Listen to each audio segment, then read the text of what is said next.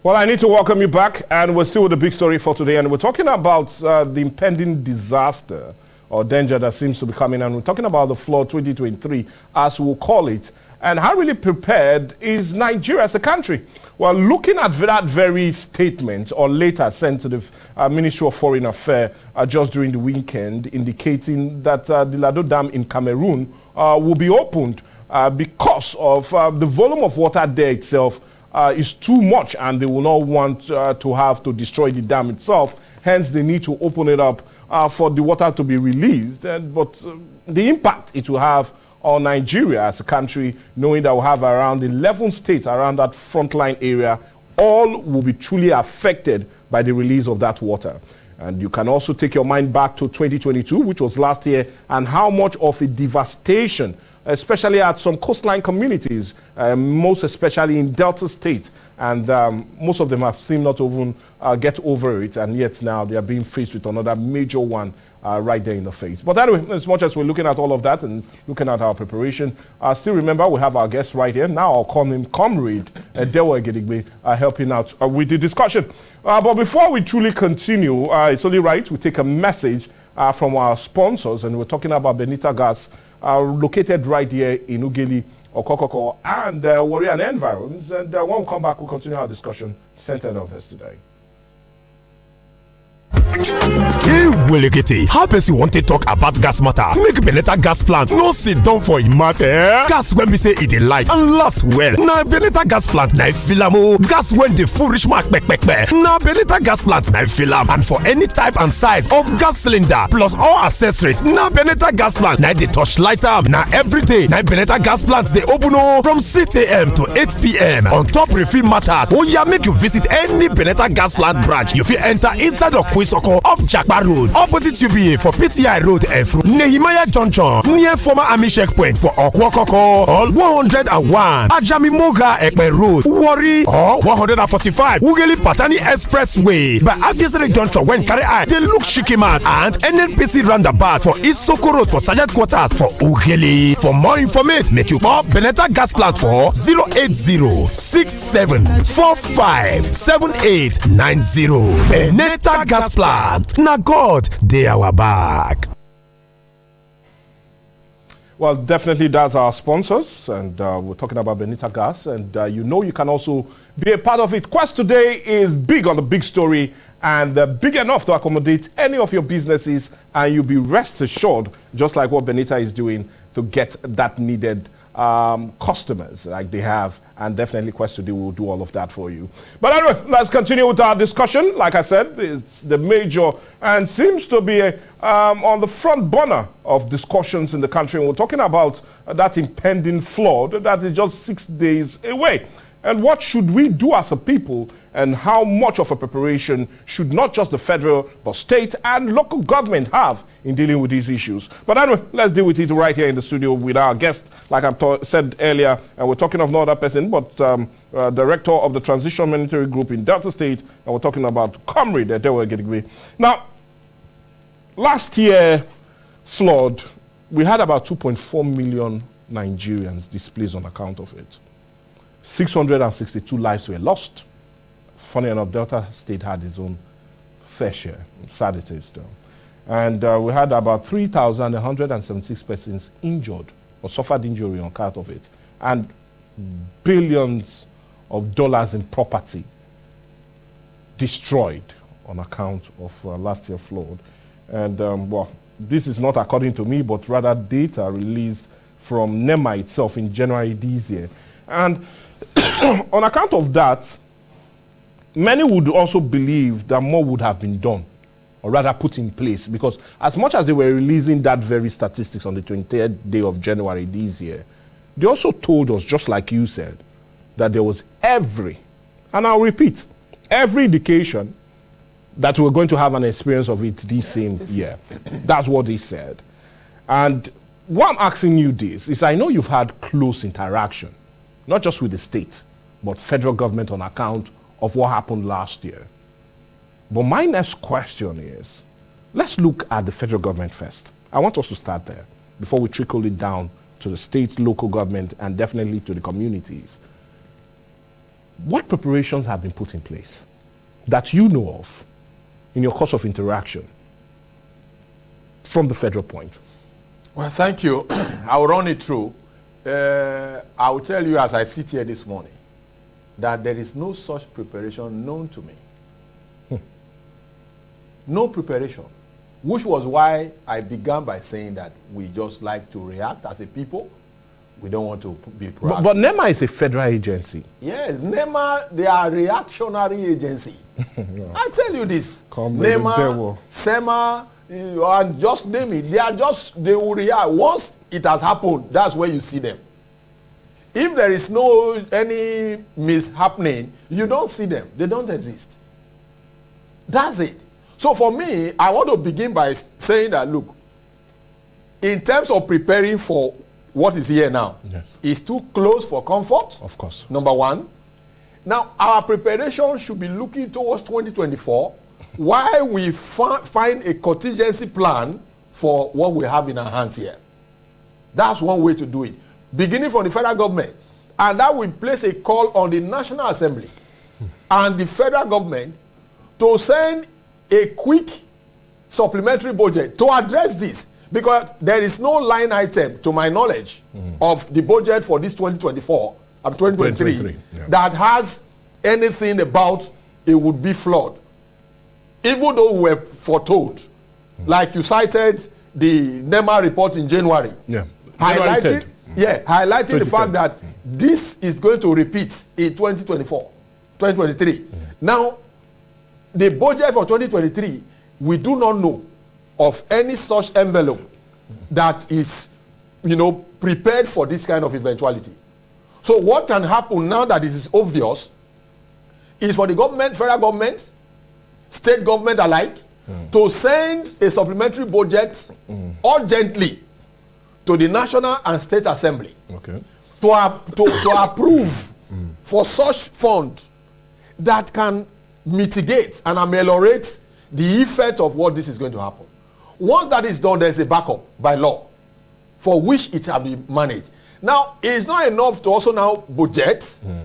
How is this budget implemented is the next line. It's another main concern. Yeah. Now, all we have seen in the time past is that even when such fund is made available, okay, some people in government will hijack it, then, of course, see how much they can amass from it without sending it to the area it is directed to go. And nothing happened afterwards. So we are saying that we are in the known of that in the past. Yes. We don't want that to happen again. Okay. Thank God this is a new administration from the federal to states and, of course, National and State Assembly. Though looking for its legitimacy, in quotes, because there are issues with the, this government, national, state, and all of the elected in courts, looking for its legitimacy. So I think they should be able to make good account of themselves while they last in government. So it has to be people-driven policies and program, and this is one of it. You just read a whole lot of figures of people that lost their life as a result of the flood. That could have been averted, or it could have been reduced largely if proper measures were put in place. Okay. Now we are about facing another of such upsurge, and there are no preparations either. Okay. So it's a call for concern. Mr. President must be alive to his responsibility as Commander-in-Chief. Our state governor must be alive to his responsibility as a governor. Then legislators at the national and the state level must be alive. It is not just to get allocation, get your royalty as elected or representative, not at all. It has to, there must be a justification for such. Now, Delta State was among the 5 worst states that were really heated last year on account of the flood. And other states like Taraba and the rest were also mentioned among the 5 worst states hit by that very flood last year. And if you look at it, lands and houses were submerged in Asaba, Kwale, Ugeli, some Isokwazis, and almost everywhere in the states. Now, But my question is, how really prepared, because we keep talking about the federal government. Yes, we know they need to take the bull by the hand. They need to set the pace, the direction. But my question now is, how really prepared is the state in dealing with this impending disaster? Because I know for a fact that already the state has go ahead in deseating drainages and also opening up waterways. All those water hyacinths, some of the channels and canals have been really opened. But is that enough? And are you comfortable with the preparation of the state on account of this, knowing that you were deep into it last year on account of palliatives? I'd rather call it palliatives. They were giving to most persons that were relocated to primary schools or IDP camps. Let me just put it that way. So, but let's leave that kind of preparation. Like you said, they're always reactional. That's more like a reactional approach to it. But really, how comfortable are you with the really measures already put in place by the Delta State government that you do know? Well, thank you. I think it would be safe to say that, yes, some weeks back, the state government consciously came up with the program of trying to open some of the drains. Of course. That were major, concern. And we carried it on our news platform. So that's quite commendable. However, the job was not foolproof. In what sense? And because when we say a job has been done, it should be foolproof. Okay. In this case, some of those drains that were, were brought out of the drains, they were never disposed. Okay. So once there's a heavy rainfall, they find their way back. That's why I say it was not foolproof to the extent that it should be. So that's also a call on the government to be more diligent in dealing with those issues. It's not enough to start a thing. How do you take it through? That's what I'm concerned about. The idea is a good one, at least for Warri and environs, even in Ughelli, some of those areas are open. Those are very copious things that we can speak to. That is how government should be. But beyond attempting it and making a media hype of it, let the people on the ground feel the pulse that truly something has happened. And so that's on the side of what government have done with some that is visible that we can see. But talking about the palliatives, I speak to what happened last year. That should not happen this year. For instance, palliatives, the meager palliative that was sent by government was hijacked by some party faithfuls. And it didn't get to the people. To the extent that there are cases where, even in an attempt to salvage the situation, what government brought that should be given to the people that were affected, party delineation came in there. They say, oh, these people are not people of this party, party A. So as a result of that, party A is not the ruling party here. And these people were denied. They were denied their patrimony in that order. All of such should not happen this year. If they happen, we call those people to order. That's why I'm saying this on air. I don't want to mention name to spill the beans yet, but this is to let the government in the state today know that these were some underhand dealings that happened in the past. It should not happen this year. But anyway, it's a new administration that is on board. That's why it's a new administration. Which is why I'm saying everything here, they can, rejuvenate what were not working before and make them work. That's the essence of why we are bringing the past and relating it with the now and speaking to the future. So I am saying that the government, as a matter of urgency, Delta State government now, should put up, if there is a state emergency management committee in place, it should be revamped. Okay. Revamped with people that have the yearnings and aspirations of the citizens of this country. Not politicians who are giving to themselves and not the people. Because the essence of leadership is to be ahead for the people behind. So they must get it right and put the right people in place to monitor. Because civil society will be out. We are apolitical. We speak for the voiceless in society. We will speak whatever we see.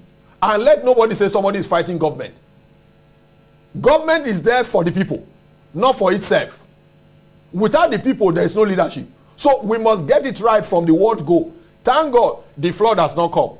But it is clear that it's going to come. Of course. So 1 week is enough to put a contingency plan in place, an emergency plan in place to address whatever devastating thing that will come. So what plan should that be? Because judging by what Dr. Betta Edo told the states yesterday, she talked about involuntary relocation of the citizens from these coastal lines, from these prone areas to upland. Yes. Should that be the approach this government needs to take now? That's one of it. You know, I spoke earlier and I told you that when you say, because I've listened to government, you know, from the national to the state, saying that people should evacuate from those coastal areas to a safer area.